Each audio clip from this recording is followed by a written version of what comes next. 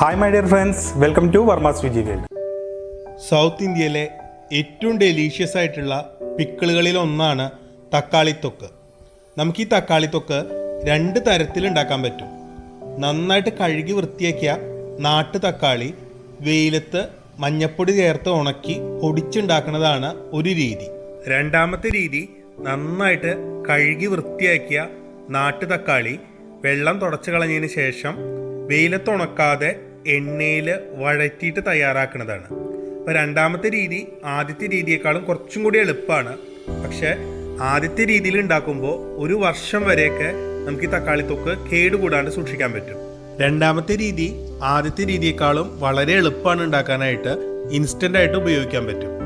പക്ഷേ ആദ്യത്തെ രീതിയിൽ ഉണ്ടാക്കുന്ന അത്രയും കാലം രണ്ടാമത്തെ രീതിയിൽ ഉണ്ടാക്കുമ്പോൾ നമുക്ക് തക്കാളി തൊക്ക് സൂക്ഷിക്കാൻ കഴിയില്ല. എന്നാലും ഫ്രിഡ്ജിലൊക്കെ വയ്ക്കുകയാണെന്നുണ്ടെങ്കിൽ ഒരു 2-3 മാസം വരെയൊക്കെ ഒരു കേടും കൂടാതെ നമുക്കിത് ഉപയോഗിക്കാൻ പറ്റും. രണ്ട് രീതിയിൽ തക്കാളി തൊക്ക് ഉണ്ടാക്കുന്ന വിധം 2 വീഡിയോകളിലൂടെ ഞങ്ങൾ നിങ്ങളായിട്ട് പങ്കുവയ്ക്കുകയാണ്.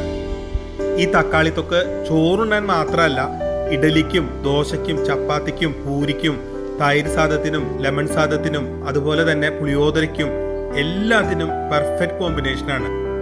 അതുകൊണ്ട് തന്നെ ഇതുണ്ടെങ്കിൽ പിന്നെ നമുക്ക് വേറെ കറി അന്വേഷിക്കേണ്ട ആവശ്യമില്ല. യാത്രയ്ക്കൊക്കെ വളരെ സൗകര്യപ്രദമാണ് ഈ തക്കാളി തൊക്ക്. അപ്പോൾ നിങ്ങളെല്ലാവരും ഈ ഒരു റെസിപ്പി എൻജോയ് ചെയ്യുമെന്ന് വിചാരിക്കുന്നു. അത് നമുക്ക് കണ്ടു നോക്കാം.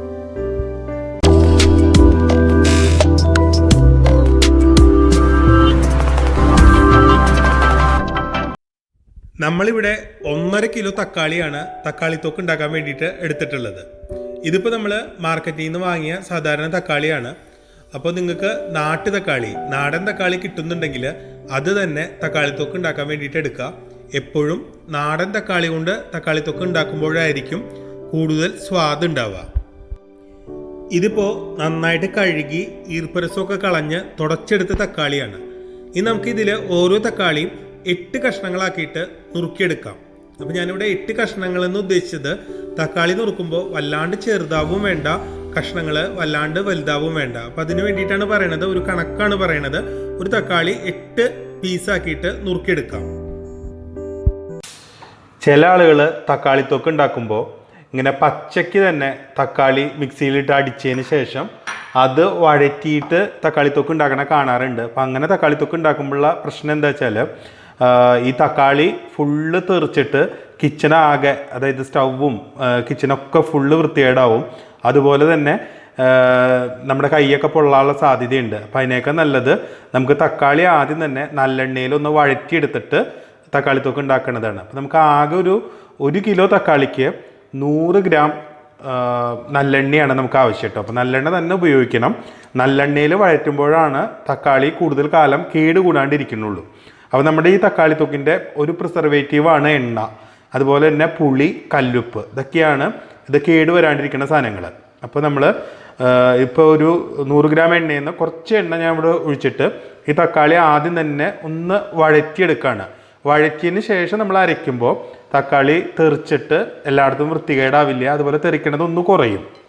അല്ലെങ്കിൽ തക്കാളി നമ്മൾ പച്ചയ്ക്ക് അരച്ചിട്ട് നമ്മൾ വഴറ്റാണെങ്കിൽ തക്കാളി നന്നായിട്ട് പൊട്ടിത്തെറിക്കാനുള്ള സാധ്യതയുണ്ട്.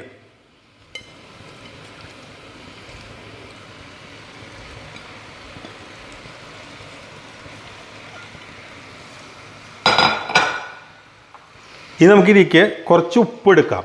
അപ്പോൾ ഉപ്പ് നിങ്ങളുടെ ഓരോരുത്തരുടെയും രുചിക്ക് അനുസരിച്ചിട്ട്, അപ്പോൾ കല്ലുപ്പ് തന്നെ ഇടാനായിട്ട് ശ്രദ്ധിക്കുക. ഞാൻ ഇതിലേക്ക് കുറച്ച് ഉപ്പ് ഇട്ട് കൊടുക്കുന്നുണ്ട് കേട്ടോ.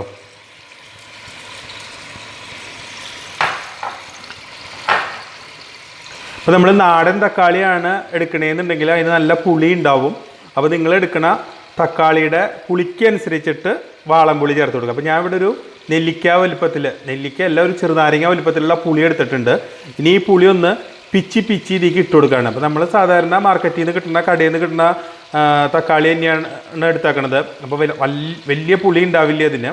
അപ്പോൾ അതുകൊണ്ട് തന്നെ നമ്മൾ ഒരു ചെറുനാരങ്ങ വലുപ്പത്തിലുള്ള പുളി എടുത്തിട്ടുണ്ട്. ഇനി നമുക്ക് ഈ പുളി ഒന്ന് പിച്ചി ഇട്ട് കൊടുക്കാം.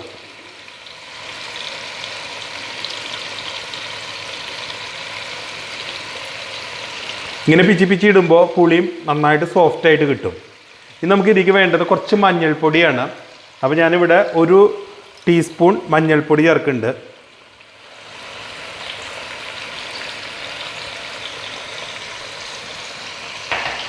ഇനി നമുക്കിത് നന്നായിട്ടൊന്ന് ഇളക്കി കൊടുക്കാം. അതിനുശേഷം കുറച്ച് നേരം അടച്ചു വെച്ചിട്ട് വേവിക്കാം. അപ്പോൾ ഈ തക്കാളിയിൽ നിന്ന് വെള്ളം മുഴുവനും ഇറങ്ങി വരും. ആ വെള്ളം മുഴുവനും നമുക്ക് വറ്റി കിട്ടണം.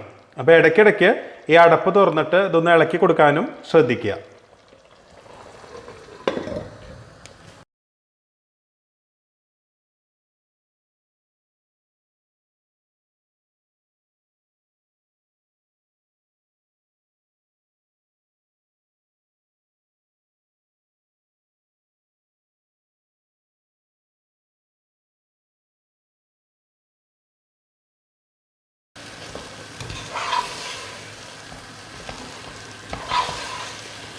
ഇത് ഏകദേശം ഒരു 20-25 മിനിറ്റ്, അരമണിക്കൂറോളം നമ്മളിത് വരട്ടിയെടുത്തിട്ടുണ്ട്. അപ്പോൾ തക്കാളി കംപ്ലീറ്റ് ഉടഞ്ഞ് നല്ല പേസ്റ്റ് ആയിട്ടുണ്ട്.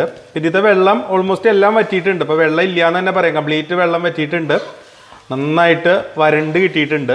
ഇനി നമുക്കിതൊന്ന് ചൂടാറിയതിന് ശേഷം ഒരു മിക്സിയുടെ ജാറിൽ അരച്ചെടുക്കാം.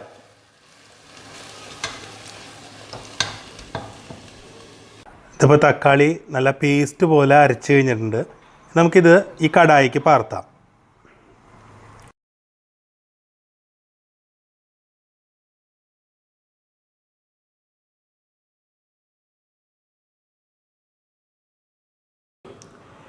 ഇനി നമുക്കിതിൽ ബാക്കിയുള്ള 100 ഗ്രാമിൽ ബാക്കിയുള്ള എണ്ണ ഒന്ന് ചൂടാക്കിയിട്ടെടുക്കാം.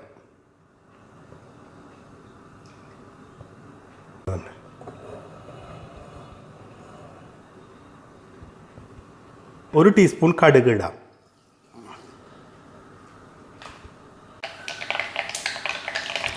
നമുക്കിതിലേക്ക് ഒരു 2 വറ്റൽമുളക് പൊട്ടിച്ചിട്ട് ഇടാം. ഇത് നമുക്ക് ഫ്ലെയിം ഓഫ് ചെയ്തതിന് ശേഷം ഇതിലേക്ക് ഒരു 3 ടീസ്പൂൺ മുളക് പൊടിയാണ്. അതിൽ 1 ടീസ്പൂൺ എരിവില്ലാത്ത കാശ്മീരി ചില്ലിയും 2 ടീസ്പൂൺ എരിവുള്ള മുളക് പൊടിയാണ് ചേർക്കുന്നത്. അപ്പോൾ ഇത്രയും എണ്ണ ഒഴിക്കണത് കൊണ്ടാണ് ഈ തക്കാളി തൊക്ക് കേടുകൂടാണ്ടിരിക്കണത് കേട്ടോ. ഈ എണ്ണ തന്നെയാണ് ഇതിൻ്റെ പ്രിസർവേറ്റീവ്.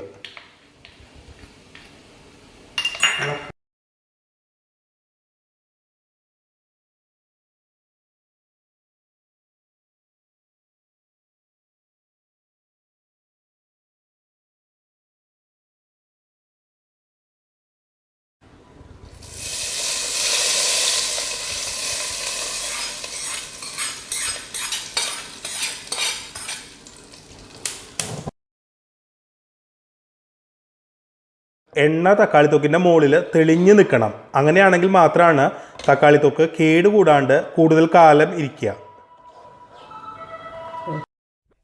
ഇനി നമുക്ക് ഈ തക്കാളി തൊക്കിക്ക് വേണ്ടത് കുറച്ച് ബെല്ലവും അതുപോലെ തന്നെ കുറച്ച് ഉലുവപ്പൊടിയും കായപ്പൊടിയാണ്.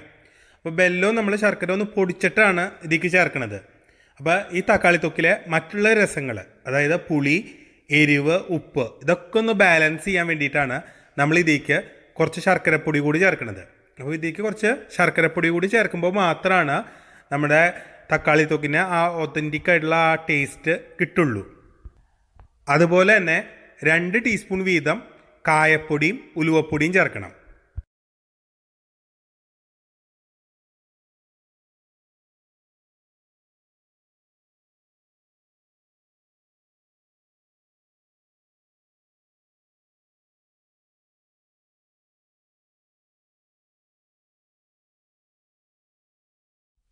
ഇനി നമുക്ക് ഫ്ലെയിം ഓഫ് ചെയ്യാം.